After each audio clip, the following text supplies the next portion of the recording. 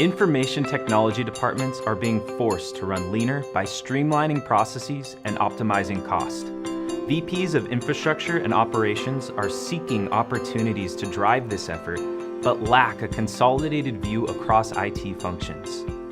Software asset management is often turned to as the solution for IT because it can help reduce audit penalties and optimize license utilization. Solving these problems with SAM is imperative. However, the adoption of yet another point tool only contributes to a greater problem of IT inefficiency. Hi, I'm Colby Blakeman, Product Manager for IT Asset Management. With ServiceNow Software Asset Management, it has never been easier to cut your software spend by millions and reduce your audit risk. Our customers, some of the largest global enterprises, are taking action and gaining control of their software spend. They also leverage performance analytics to evangelize their license savings and forecast needs for contract negotiations. But we know our customers can get more value out of software asset management. How do you plan rationalization of applications without understanding the underlying life cycles of the software which support those apps? How do you evaluate software license impact when changes are proposed to infrastructure? Capabilities like these should not take months to achieve. With software asset management natively tied into core IT processes, it is possible to enter a new level of SAM maturity. ServiceNow customers choose us because we're the only SAM provider capable of solving these cross-IT use cases. Let's take a look at two examples of this within change management and application portfolio management. Change management is a core ITSM function, which often has a large impact on software license costs.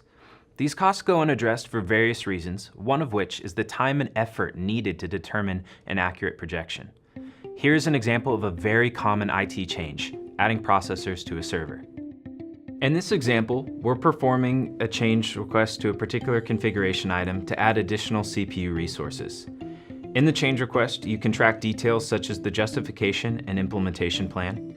And you can also add affected configuration items if the change needs to be applied to more than one CI.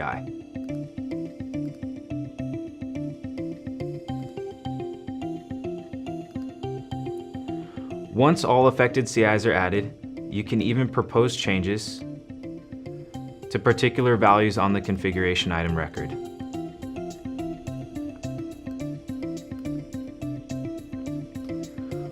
Once all changes have been proposed to the affected CIs, the state of the change request can be changed and the record saved. Now what's happening right now is that we are using information from the change request, from software asset management, and from discovery, which is populating the CMDB, to perform a license change projection to understand the licensing implications of the proposed change. Once complete, if it's determined that there was a licensing impact, a new form section will be available called License Change Projection. In this form section, you'll see details such as the current software spend, as well as the projected software spend after the change has been applied and what that spend change looks like. You also have those details nicely represented in a graph to the right, which you can use to communicate throughout the organization. The details of this license change projection are broken down by affected CI and the related list license change projection. Here you can see the individual current spends and projected spends for all of the affected configuration items which have a licensing impact. Another example of how SAM and ServiceNow helps increase IT efficiency is that of application portfolio management. SAM provides software lifecycle content such as general availability and end-of-life dates, giving customers the ability to proactively plan and prioritize application rationalization and upgrades.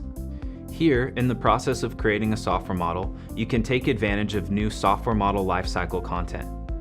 Whether created through the procurement process or created manually, once you've specified details about the software in question, when the software model is created, the lifecycles will automatically be generated and visible from the software model form, so you can see this entire lifecycle of the software from its pre-release all the way through its end of extended support dates. This information is also available on publisher overviews for software so that you can understand for the software which you've purchased which has exceeded or is approaching its end of life and end of support information. This information can also be leveraged by application portfolio management for performing app rationalization.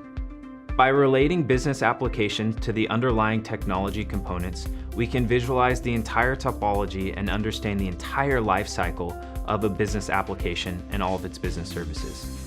Here we can see all of the software model components which support a particular business service, and we can proactively plan and create projects and demands based on those life cycles. Being successful through a wave of digital transformation is not about adopting more point tools. It's about eliminating data silos, reducing manual overhead, and enabling IT in the business to operate more efficiently. ServiceNow Software Asset Management has not only helped organizations manage software spending compliance, but is empowering cross-business communication. This is only possible when software asset management is run in the same platform as IT, HR, security operations, and the rest of the business.